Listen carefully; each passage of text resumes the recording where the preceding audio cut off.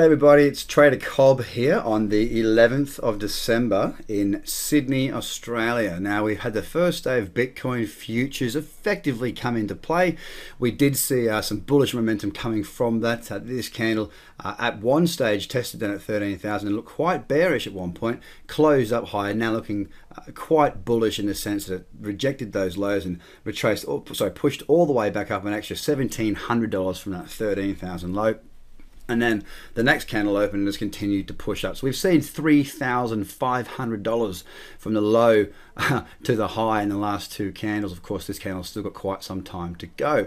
We're near the all-time highs. Bitcoin futures is going to take a little while to kick in, really have an effect on the market. In my view, the market needs to fill in. It needs to have the right participants. It needs to get going. It'll take some time. But the good thing is that we haven't seen a massive collapse in the market. It looked like the last couple of days of selling here were based around the fact that there was an unknown in the futures arena. They didn't know what was going to happen, took some profits as it had an amazing run, and waited to see how things played out. Not a bad thing to do, quite smart on the risk management side. So that is one thing to consider.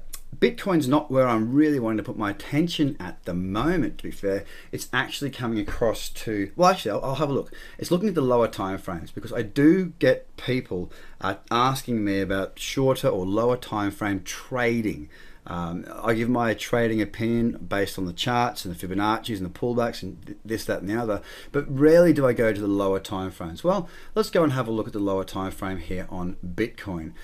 So, what I like, and as you will very well know if you've followed for a little while, I like to trade trends. All right, there's our low. Oh, sorry, it's a higher low. That was the low. Higher low, higher high, higher low, higher high. Now it is officially in an uptrend. You know I like pullbacks. You know I like the cradle zone. A pullback into 15.5 would be quite tasty. A pullback a little bit further into 15 would be great. Let's draw the fibs. It's very difficult to, it's very likely to push on through this fib level, but you just keep extending it up as it sets new highs.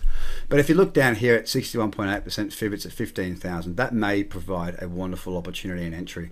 It'll be interesting to see how price reacts to these highs. I'd probably be a little bit cautious buying a pullback here until we sort of clear the new highs and create a new all-time high and a really clear trend at that point. But that being said, this is a very valid trend in its own right. It might take a smaller position here to see how we go. It seems to be the market has got confidence back in Bitcoin. There's another one as well, Waves, and it's against the dollar because it's where the trend is right now, is against the dollar. Now this has come from one of the team members of the Crypto Revolution Investments Trading Fund, Madison Van Bennekom. He's more of a fundamental side of it. So I looked at this in a fundamental, he looked at it as a fundamental view. I've looked at it as a technical view, and both of those have lined up together, providing what we see here, a nice little pullback into this cradle, good convergence, and potentially, if it breaks the high of this last candle here, I can see that Waves may have a bit of a leg up there on that 1 hour time frame. That's the sort of thing I look for on the lower time frames. I've got a relatively large checklist that I go through before I decide that I'm going to trade.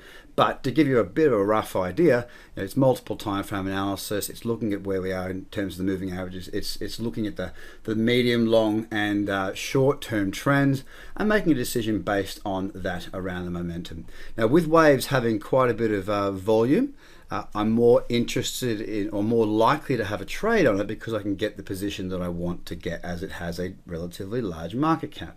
So guys, that is my analysis, a bit of education mixed in there as well on the Waves dollar position based on Madison Van Bennekom's fundamental analysis and my trading analysis. What it does, I don't know. I don't have a crystal ball, but there's a potential opportunity for Waves to move to the upside. Don't forget to follow me, Trader Cobb, COBB, on Twitter, and Crypto Revolution Investments on Twitter, Facebook, and their YouTube page for more information. Take care, guys.